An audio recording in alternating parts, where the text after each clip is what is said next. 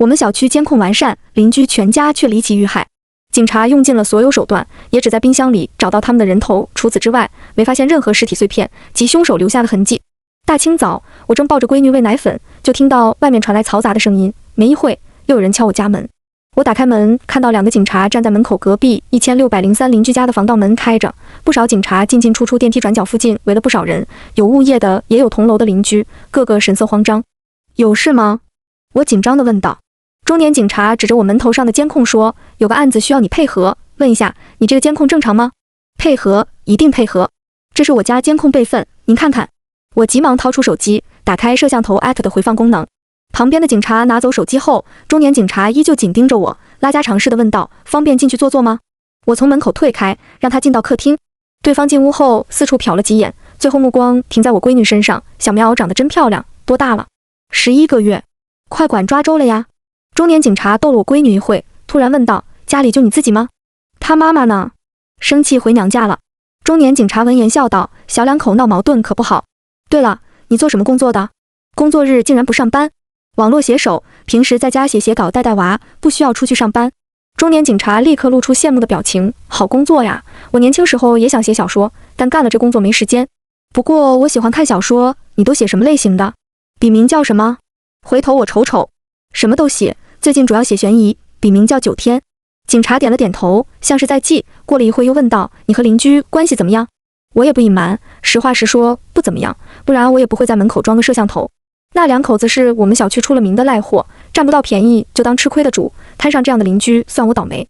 吐槽完后，我反问道：“动静这么大，是他们出事了吗？2口子被杀了。”中年警察说完，盯着我上下打量：“你门口的摄像头装多久了？”我道：“快1年了。闺女2月肠胀气的时候夜里哭闹，他们砸我门，说吵到他们了，逼我搬走。我和他们理论，被打了几巴掌，报警调解后装上的。”中年警察追问道：“还有这事？那之后你们又发生过矛盾没？”我气道：“咋没有？我光警都报了5、6次，但每次都是调解，调解完他们继续闹，不然我媳妇也不会气得回娘家。”中年警察挑了挑眉毛：“最后一次矛盾是什么时候？什么原因？”我不耐烦地说道：“忘了。话说你是不是怀疑我，把我当嫌疑人审呢？”中年警察笑了笑：“别多想，就是随便问问。你既然是写刑侦小说的，应该知道干我们这行遇到人命案，肯定要摸排走访，搜集线索。那你找错人了，虽然我和他们是邻居，但已经几个月没说话了。平时出门也是趁他们不在家的时候。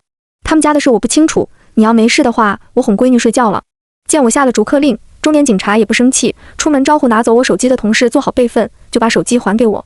中午，我把闺女喂饱哄睡后，悄悄出了门。外面还有不少警察在1603忙碌，我找到1602的邻居，小声问：“李哥，什么情况？咱小区好端端的，咋出命案了？”李哥是我们小区的包打听，人缘极好。他看了一上午的热闹，消息比我知道的多，见我问，立刻唠了起来：“鬼知道老杜2口子得罪谁了？乖乖，下手够狠的。”我听警察说，除了在冰箱里找到老杜2口子的人头外，什么都没找到，也不知道凶手把老杜2口子的尸体藏哪了。我疑惑道：“不应该呀，咱小区监控全覆盖，电梯、消防通道、绿化带到处都是监控，那么大的尸体怎么可能凭空消失？”李哥立刻压低声音，神神秘秘地说道：“要不咋说凶手厉害呢？我听物业的人说，警察把小区监控备份全查了，都没看到近期有人去过老杜家。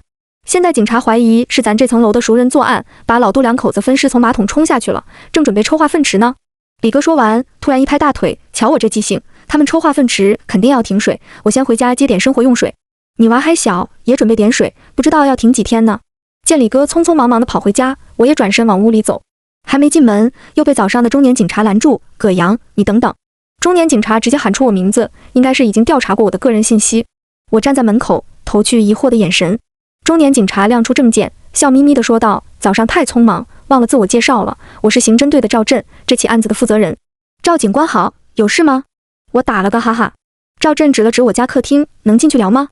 我挡着门道：“不能，我闺女在睡午觉。”“也是，小孩子睡眠浅，咱就不吵她了。”“是这样的，还有几个问题想问问你。”赵震走到我旁边，将执法记录仪对准我后说：“你家摄像头装好后一直没动过位置吗？”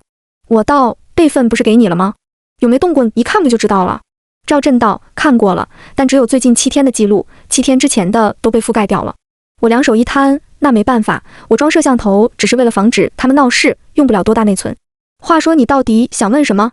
话音刚落，赵震突然冷不丁地问道：“你知道1603电子锁的密码吗？”我翻了翻白眼，赵警官，你想什么呢？谁会把家门上的密码告诉外人？说到这，我猛地反应过来，你怀疑我？赵震没回答，只是一个劲地盯着我，好像要在我脸上看出什么。我怒道：“拜托，咱有点逻辑好不好？我是和他们两口子闹得不愉快，但我绝对干不出杀人毁尸的事。我闺女还小，犯不着为了点矛盾杀人，把自己搭进去。”赵震摆了摆手，别紧张，我就是问问。你这是问吗？你这是赤裸裸的怀疑，那可是令人发指的杀人碎尸，我有那胆子吗？被人怀疑，我直接急眼。赵震面无表情地说道：“别人有没有胆子我不知道，但你肯定有。我刚调查了，你大学读的医学院，还做过几年外科医生。碎尸这种丧心病狂的事，一般人可能没胆子做，但对一个外科医生来说，应该不是什么大事。你……眼看赵震一副你是凶手的表情，我气得浑身哆嗦。但很快我又冷静下来，阴阳怪气地对道：调查得很到位吗？不错，我是做过医生，大学那会解剖课没少上，但当过医生就一定有胆子杀人碎尸吗？而且你凭什么怀疑我？有证据吗？”赵震指着1603的房门道：“我们做过现场调查，门窗完好，那只有一个可能。”我抢先道：“有人知道他家密码，用密码开的门，对吧？因为我在门上装了摄像头，你就怀疑我知道他家密码是不是？拜托，你看看摄像头位置好不？我摄像头装在南墙上，他家大门朝北，不管从哪个角度都看不到他家电子锁好不？”说完，我再次咬牙切齿地说道：“赵警官，拜托你下次功课做足了再问。你不就是怀疑我杀人碎尸，把他们两口子的尸体冲到化粪池了吗？那麻烦你先调查下我们两家最近的用水量，看看可有问题。”赵震突然笑了，懂得还挺多，知道查用水量。不错，就是因为已经查过，没发现问题，所以我才来找你。我还没说话，赵震笑呵呵地拍着我肩膀：“行了，别生气，我相信不是你做的，但遇到这种事，我又是干刑侦的，流程还是要走的。”赵震语气的前后反差让我有点不知所措，下意识地问道：“没问题，你找我做啥？”赵震不好意思地说道：“想请你帮下忙。”帮忙？帮什么忙？我更疑惑了。赵震讪笑两声：“你写的小说我上午大致翻了翻，都是些完美犯罪的，真精彩。”不等我客气，赵震继续说道：“实话和你说吧，你邻居遇害的案子很棘手。现场除了那2颗人头，找不到任何身体组织，地板、墙壁、家具清理得一尘不染，连你们小区引以为傲的监控系统，我反复查看几遍，也没有发现任何可疑人员的身影。凶手仿佛凭空出现，又凭空消失一样。所以……”说到这，赵震顿了顿，似笑非笑地看着我：“我看你写了那么多完美犯罪的故事，应该挺懂犯罪分子的作案心理和作案手段。算我欠你个人情，你帮我参谋，分析下凶手是怎么入室杀人，又通过什么手法毁尸灭迹的。”虽然赵震摆出一副认真求教的样子，但我却丁点好脸色都不愿给他。我心里清楚，他这是试探我呢。因为李哥说过，早上警察找物业要了小区内的全部监控备份，尤其是电梯和消防通道的监控，他们查了好几遍，并没发现异常。这就意味着符合作案条件的只有我们这层的业主。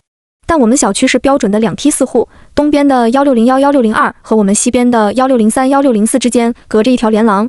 又因为连廊是开放式的，能被对面8栋的摄像头拍到，所以符合作案条件的只有我。由此不难看出，什么帮忙什么分析，都是赵震为了套我的话。或许在赵震心里，已经认定我是杀害老杜两口子的凶手，只是苦于没有直接证据才和我客气。可他精明，我也不傻，毕竟这是人命案，没事往上凑个啥？万一说多了，没事也能整出事来，真那样，我跳进黄河也洗不清。于是我委婉地拒绝道：“抱歉，赵警官，我是有心无力呀。你也看到了，我闺女还小，家里就我自己，不光要带孩子，还要洗衣做饭挣钱，真没时间。”说完，我又唠唠叨叨地抱怨起一个男人带娃不易，原以为赵震会体谅我的难处，哪知我还是小看了赵震的厚脸皮。他不依不饶道：“没事，就当闲聊，而且我们已经通知你媳妇，她正在回来的路上。你喊我媳妇回来干什么？她胆子小，平时连生肉都不敢碰，见条鱼都能吓得嗷嗷叫，这刚出了命案，你让她回来不是添堵吗？”我急了，拿出手机就要给媳妇打电话，电话还没拨通，赵震一把抢过我手机，表情再次变得冷漠，好端端的打什么电话？难不成有见不得人的事？我正要反驳，赵震又冷冷地说道：“出了命案，肯定是要调查的。要不是看你闺女还小，早把你带局子里了，老实待着，等一会你媳妇来了，跟我们走一趟。”话已说破，我也不装了，索性摆烂。看来你认定我了，你有证据吗？赵震耸了耸肩，没证据，但我们有的是时间。我希望你记住，小说永远只是小说，不等于现实。现实中警察办案和你书里写的不一样。眼看赵震一副吃定我的样子，我懒得废话，丢下一句：“那我等着。”转身进屋。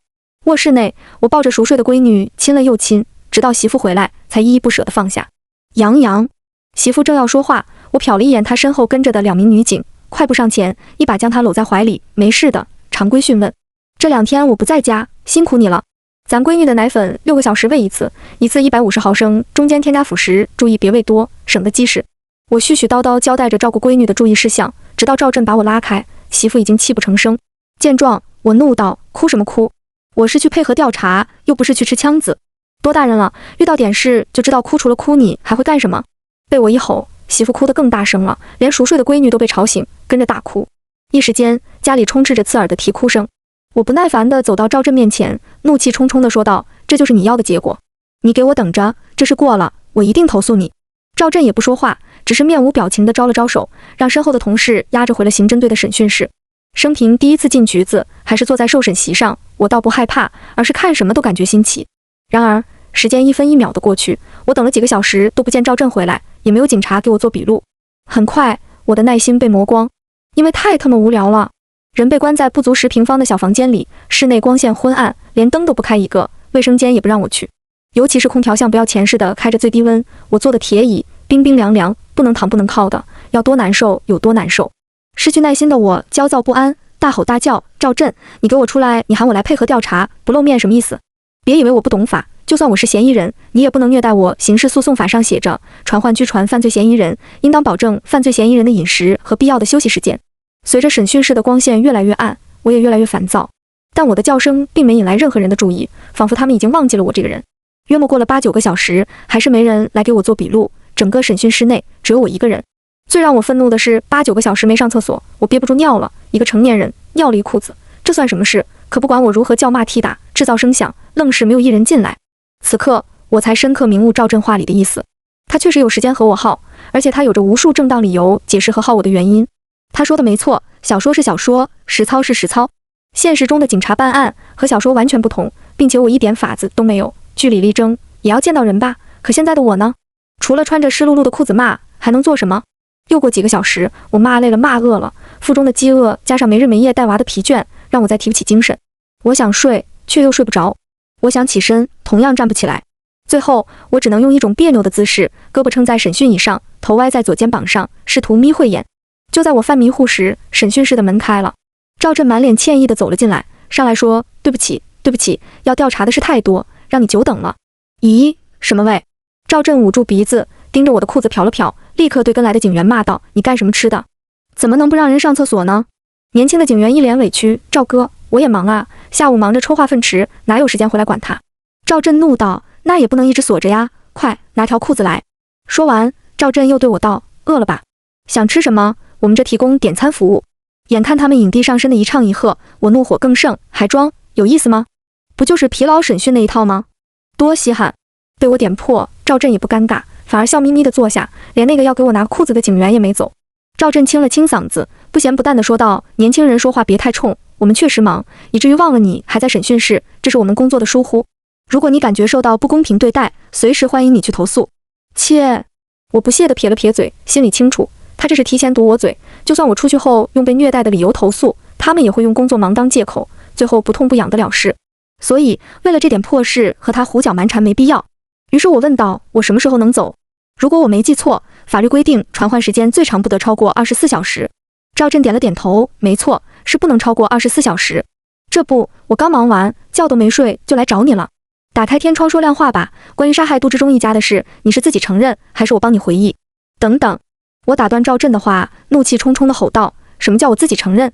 咋？你有证据证明我杀了杜志忠一家吗？还警察呢？没证据的话不要乱说，别以为我不懂法。就算你是警察，没证据也是诬陷，我告你诽谤信不？不等赵振开口，我又是一顿语言输出：赵警官，别以为你是刑侦就多了不起。按法律来说，就算你有证据证明我杀人，只要法院1天没宣判，我也只是嫌疑人，拜托你别用笃定的口气和我说话。而且你有证据吗？我门上有摄像头，我每天进进出出干什么拍得一清二楚，你凭什么认定是我杀了杜志忠全家？咱再退一步说，就算我是凶手，那杜志忠2口子的尸体呢？是，现实中确实有真实案例，杀人碎尸冲到化粪池，可那需要多少水量？我们2家的用水量有问题吗？而且你们不是抽化粪池了吗？检测到身体组织了吗？就算杀人碎尸，那骨头呢？人体骨骼冲不下去吧？尤其是髌骨腿胫骨，那么坚硬的骨头剁起来总要有声音吧？你找我们楼上楼下的邻居问问，最近有剁骨头的声音吗？我越说越激动，说到最后更是直接咆哮道，你怀疑我杀人碎尸，麻烦你拿出证据来，别以为我不知道你是在诈我。可不是我干的，就不是我干的，即便你说破天，我也不会承认。10几个小时滴水未进，我本就又冷又饿，这会气血上头，一通咆哮，大脑顿时有种缺氧的眩晕感。可对面的赵震依旧是那副气人的嘴脸，风轻云淡地说道，不愧是写悬疑小说的，这逻辑没谁了，方方面面考虑得挺周全。不错，你刚说的那些我们都调查了，你近期是没什么异常行为，楼上楼下的邻居也没听到剁骨头的声音。我正要说话，赵震脸色猛地一变，起身用他那双仿佛能洞穿人心的眼睛，居高临下的狠狠盯着我。我看过你写的小说，追求完美犯罪，很多作案手段在某种限定情况下确实无懈可击，但你别忘了，小说只能是小说，现实中压根不存在完美犯罪。说完，赵震直接甩出一张打印报告丢在我面前，忘了告诉你，时代不同了，科技的发展超乎你想象，就算人头冻在冰箱里，也是能确定大致死亡时间的。我瞟了一眼法医出具的报告，哼道，什么意思？赵震见状拍了拍手，厉害，有时候我不得不佩服你们这群网络写手，心理素质真强大。是不是平时犯罪小说写多了，在心里模拟过各种场景，以至于证据摆在面前都能镇定自若？少啰嗦，有话就说，有证据就抓我。我不想废话，直接对了回去。赵震指了指报告上的死亡时间，又从小警员面前的资料中拿过一堆打印的照片，满脸讥讽地说道，手段挺高啊，提前10几天杀人分尸，再把人头冻在冰箱里，然后借着每天出门倒垃圾的空隙，一点点把尸体丢出去。不过你以为这样就能瞒天过海，那纯属做梦。说着，赵震把那些照片丢在我面前，几十张照片，看画面都是电梯内摄像头的，上面是我每天坐电梯的时间以及拎的东西。看来赵震今天还真是一点没闲着，把我调查得挺清楚。可他要以为光凭这些就能唬住我，那就是做梦。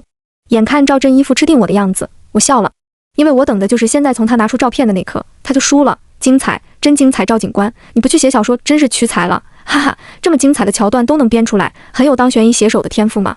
我笑得前俯后仰，双手不断地拍着椅子，发出哐哐作响的声音。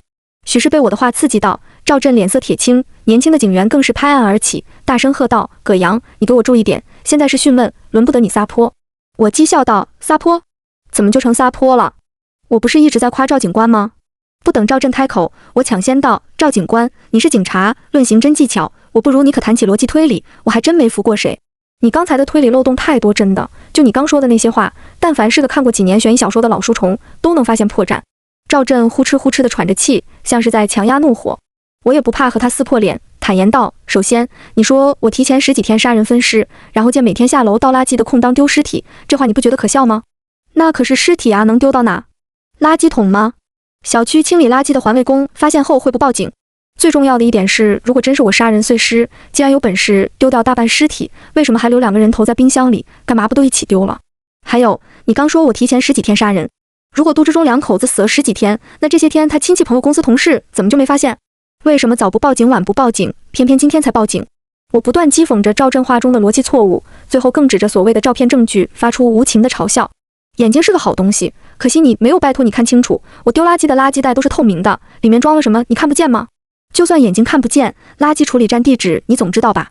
去找啊，别告诉我你还没找过，要是连这点常识都没有，那就丢人了。我话中带刺，把赵震驳得哑口无言。眼看他不说话，我再次挑衅道，切，刑侦我还以为多了不起呢，感情离了技术手段，什么都不是。这话一出，赵震脸色铁青，旁边的小警员更是直接脑袋拍桌子，叫着关摄像头揍我。但他的恐吓行为很快被赵震拦下。更让我想不到的是，赵震深深地吸了几口气，平复好情绪后，竟然满脸堆笑地给我打开手铐。哎呀呀，我就说你们这些写悬疑的脑子够用，都不用去现场看，都能分析得七七八八。赵震一边陪笑，一边扶着我起身，葛老弟，误会，都是误会。刚才我说那些话也是迫不得已，这案子性质太恶劣，上头追得急，我也是实在没办法了才激你，想看看你的水准。老话说请将不如激将，现在看来我这激将法还不赖。变脸，又是变脸，前后的反差判若两人，演技堪称完美。如果不是我知道赵震的真实目的，差点就信了。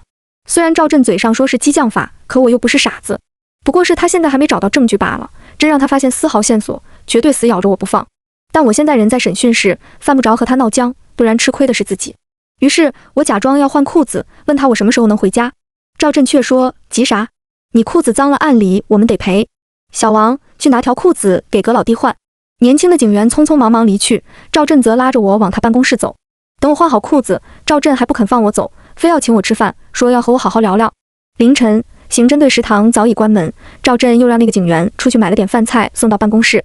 我确实饿得不行，饭菜一送到，就迫不及待地吃了起来。没吃几口，赵振又东拉西扯，嘴上说是让我帮他分析分析杀凶手是怎么不破坏门窗的情况下进去的，又是怎么毁尸灭迹的，可眼睛却一直盯着我，观察着我面部表情。我直接筷子一撂，道：咋？还想套我话呢？赵振讪笑，又想多了是不？什么套话？我是佩服你的才情，想求你出谋划策，咱群策群力，把案子破了。继续编，我目不转睛地盯着赵振，目光交汇间，明显察觉到赵振眼神中的警惕和怀疑。只是我小看赵振的脸皮厚度，被我讥讽，赵振依旧傻乐，说真的，上午知道你笔名后，我看过你写的故事，真不赖啊。对了，你有一篇故事里，连环意外案的真凶不就是当着警察面，假装模拟作案，给警察误导信息，打信息差吗？要不你试着模拟下杀害杜之中的凶手，帮我分析下他是怎么抛尸的。得，还真是个狗皮膏药。尽管我知道说的越多，错的越多，但看赵振的架势，我要不说点什么，他绝对不会轻易放过我。搞清局势后，我索性点了根烟，吸了一口后道：心理模拟也要有事实依据的，我连基本情况都不了解，分析个锤子。赵振见我松口，急忙说道：好办啊，我和你大致说下案情就是。情况和你听说的差不多，我们是早上6点左右接到警情的。谁报的警？我问道。赵振道：你们小区的物业。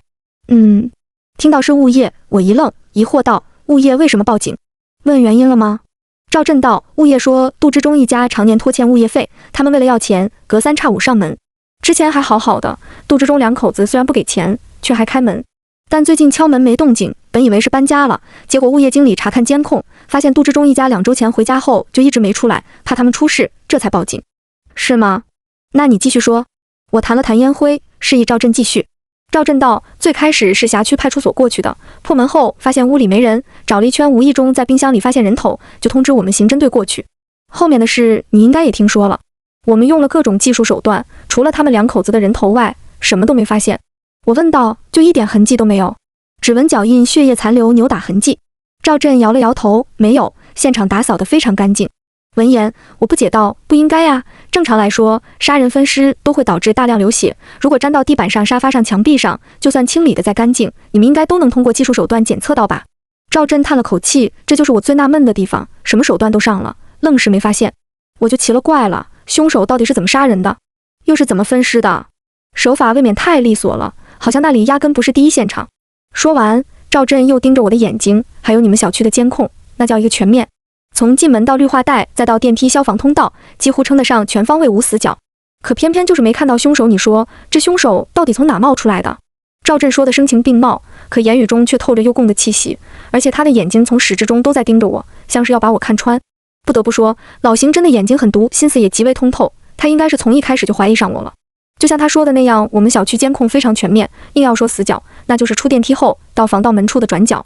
而发生命案的1603和我所住的1604相邻，我们2家的公共通道处是唯一的监控死角。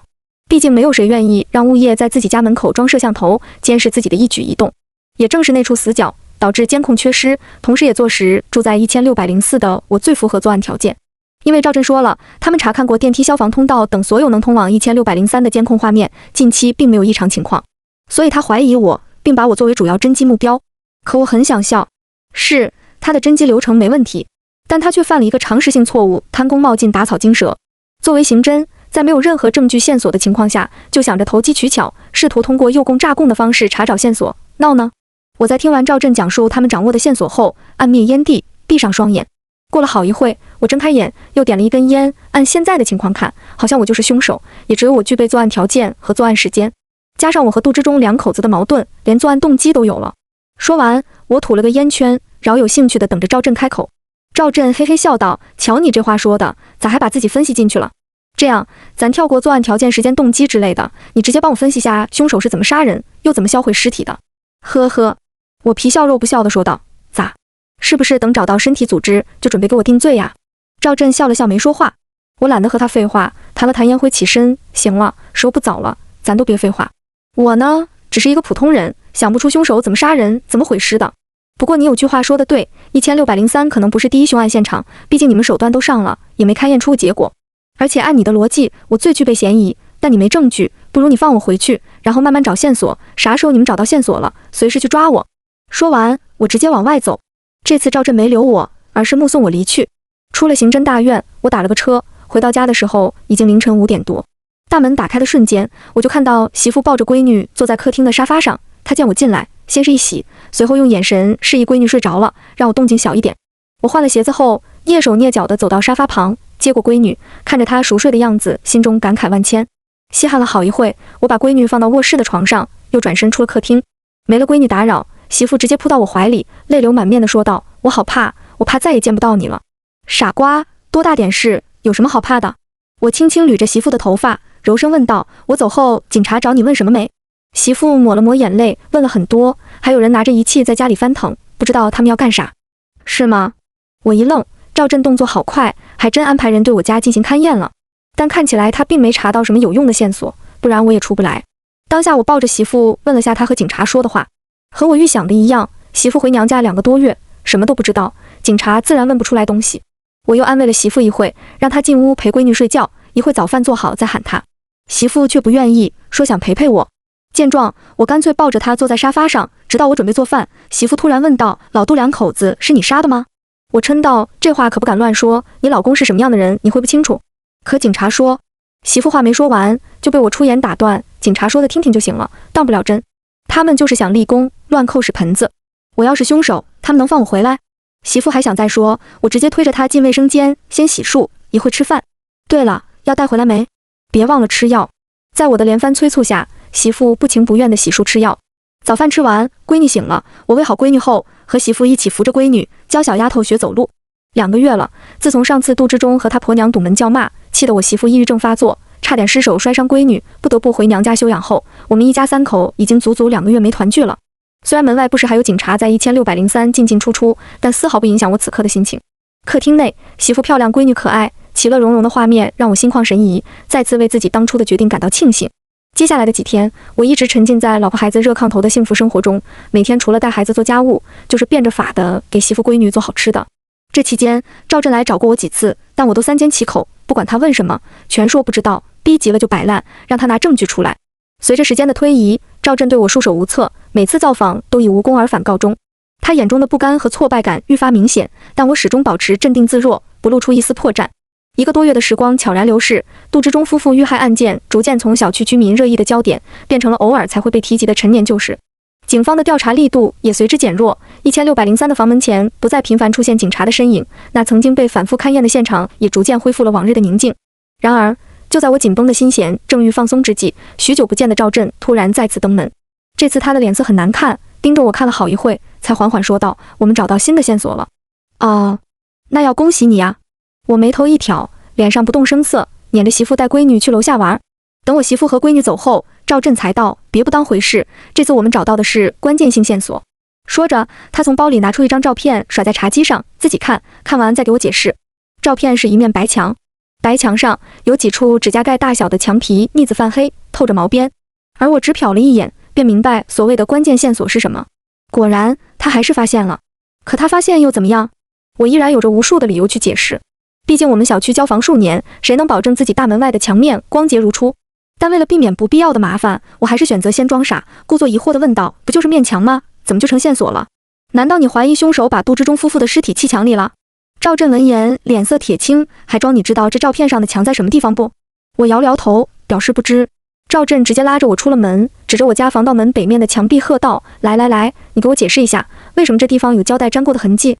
别拿过年贴春联和外来人员粘小广告当借口。我们勘验过，胶带痕迹形成时间不超过1个月。”赵振边说边指着北墙上方靠近墙角的位置，一双虎目更是散发着令人难以直视的锐利光芒，仿佛任何谎言在这双眼睛前都会无所遁形。我深吸一口气，努力让自己的声音听起来更加自然和镇定。赵警官，我真不知道这些胶带痕迹是怎么回事。我可以保证，我们家最近没有贴过任何胶带。你要是不信，那我也没办法。话音刚落，赵振恼了，好你个葛阳，还真是不见棺材不掉泪是吧？得，那我就和你好好说道。来，你看看这里。赵振又指着我家门口南墙上的摄像头，然后再指向杜之中家防盗门上的密码锁。在我全程冷漠的注视下，赵振嘴角勾勒出一抹冷笑：“怎么，还需要我为你详细解释吗？”你在摄像头对面的墙壁上粘贴镜面贴纸之类的物品，借此窥视杜之中家的电子锁密码。一旦获取密码，便迅速撕去贴纸，不留痕迹，手法倒是相当高明。赵振言之凿凿，眼神中还透露出一种我已看透你的自信。他见我没反驳，更是得寸进尺地说道：“如果我没猜错的话，你应该很早就已经知道杜之中家的密码了。你一直在等待机会，对吗？”赵振的声音充满质问和挑衅，似乎想要迫使我承认他的猜测。然而，我始终一言不发，只是静静地听着赵振的推理，听他描述我是如何半夜用密码开门入室杀人，又是如何分尸。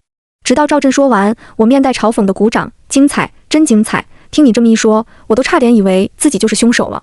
难道你不是？”赵振冷笑连连。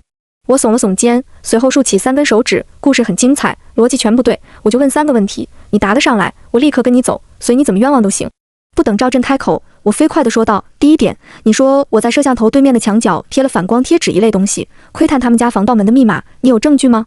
贴纸、镜子，随便你找出一个有我指纹的东西，我都认。”赵振气得说不出话。我嗤笑道：“没有证据的东西也敢乱说，你到底是不是搞刑侦的？难道不知道线索和证据的区别？即便是模棱两可的证据，到了法庭上，最终也会以疑罪从无处理。”对完后，我再次说道：“第二点，听你刚才的分析，我应该是半夜入室杀人。那麻烦你告诉我，为什么你们没在杜之中家勘验到任何血迹、打斗痕迹？拜托，那是杀人，动静一定不小，他们2口子就那么老实，任由我动手。最主要的是，血呢？砍掉人头，得有多少血喷出来？就像你说的，科技进步了，就算清理得再干净，技术手段都能检测出粘在墙壁沙发布料上数年的血液残留。如果我真是半夜入室杀人，为什么你们丁点痕迹都没检测到？之前你不也怀疑他们家不是第一现场，还安排人查我家了吗？”我的第二问，赵振依旧回答不上来，脸色阴沉的可怕。于是我不屑地说道：“最后一个问题，尸体呢？他们2口子加一起，即便去了头，也有200多斤。你是不是对200斤没什么概念？要是没有，麻烦去菜市场看看200多斤肉多大一块，我有什么本事把他们凭空变没有？”一连3问，句句问到赵振的痛点。眼看赵振全都回答不上来，我更是得意地说道：“你们不是调查过我吗？发现命案前1个月我每天干什么，你会不清楚？而且你也查过我家，找到证据了吗？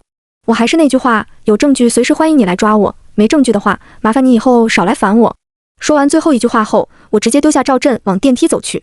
走到电梯口时，我故意以挑衅的姿态对赵振挥了挥手，同时指着电梯间的摄像头说道：“赵警官，你说的没错，科技确实进步了，监控是个好东西。有这个摄像头作证，你这辈子都别想把杀人凶手的罪名扣在我头上。”等电梯门打开，我更是得意的大笑，哈哈，刑侦我还以为多厉害呢。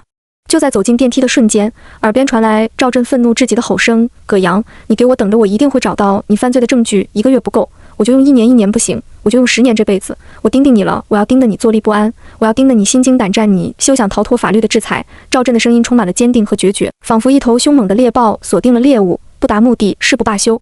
而我虽然表面上保持着镇定，但内心却不禁感到一阵寒意。我知道，从这一刻起，我和赵振之间的较量才真正开始。可我怕吗？不，我不怕，一点都不怕。因为我很清楚自己的手段，只要我不主动承认，谁都别想找到我犯罪的证据。毕竟时间过去了那么长，他们2口子的身体组织应该早已经消失在天地间。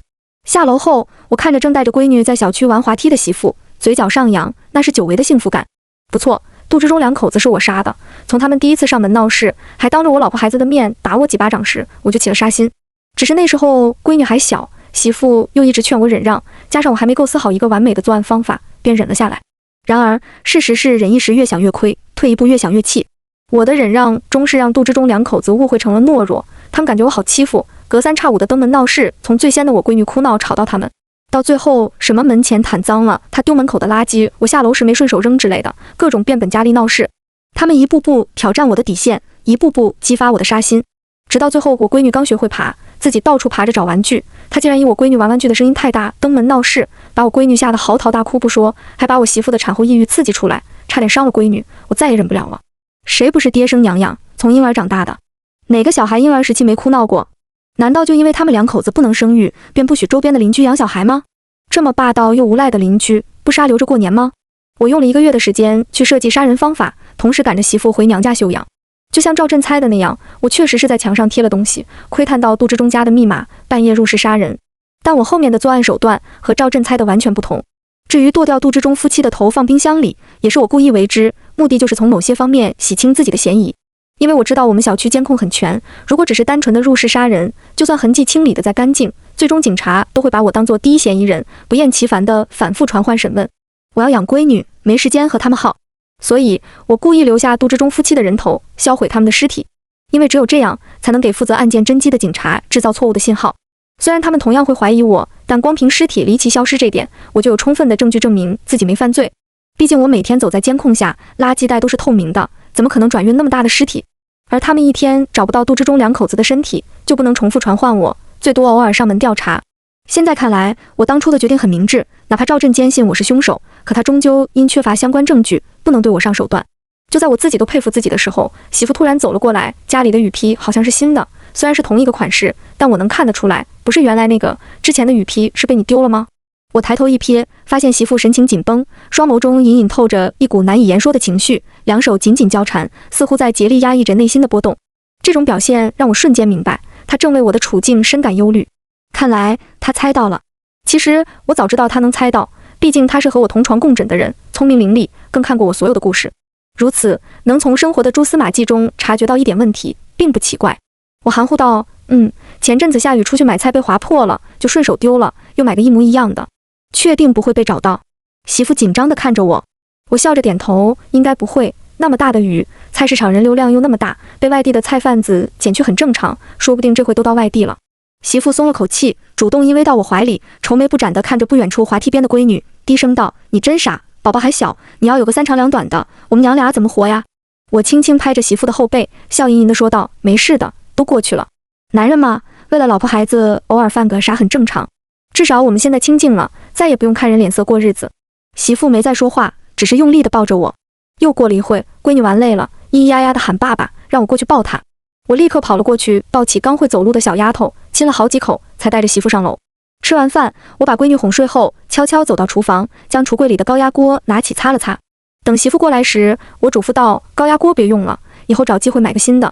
媳妇并没多问，只是点了点头。我想了想，又指着小区对面的环城河，交代道：最近别去河边买鱼，不干净。见媳妇露出诧异的目光，我笑道：是不是很好奇？媳妇先是点头，随后摇头：别和我说，我怕我管不住嘴，更怕被人套出来话害了你。听媳妇这么说，我很开心，得妻如此，夫复何求？她呀，还真是一个聪明漂亮又满心都是我的女人。于是我故意逗她道：可你已经知道的太多了。媳妇经常看我写的故事，逻辑思维并不差，立刻回对道：切，考我呢？没直接证据，定不了罪。即便在鱼身上验出 DNA， 找不到转运的方式，一样没用。而且高压锅反复使用，几百度的高温过后，什么都查不出来。眼看媳妇对答如流，我乐了。她果然猜到了，虽然是在我提示下推理出来的，可就像她说的那样，没直接证据，定不了罪。毕竟谁能想到我会是半夜入室，用电把杜之中两口子电晕勒死，又先后塞入他家的冰箱冷冻，再摆在雨披上分尸的呢？有试验证明，人体在低温冻伤后浇上开水，骨肉会快速分离，而冷冻后的人体血液会因冰冻而流失极少。作为一个曾经的外科医生，当死者的骨肉分离后，自然能轻而易举地将全身骨骼一块块拆卸，还不会发出太大噪声。高压锅更是能在短时间内将骨肉炖得软烂，只需添加一些面粉，就能揉成各种形状。再借买菜倒垃圾的功夫，少量多次地将那些添有特殊佐料的面团藏在身上，投进对面河道。如此一来，不光那些被人插网圈养的大青鱼能享受一段时间的美餐，我也能毁尸灭迹，何乐不为呢？也就200多斤，听起来很多，可真喂起来并不多。毕竟那么大的河道，被誉为打窝仙人的钓鱼佬，每天为了钓鱼打的窝都不止200斤。只是可惜了那一河的鱼。之前我很喜欢买鱼，虽然是养殖，但长在自然界河道中的鱼肉还是很美味的。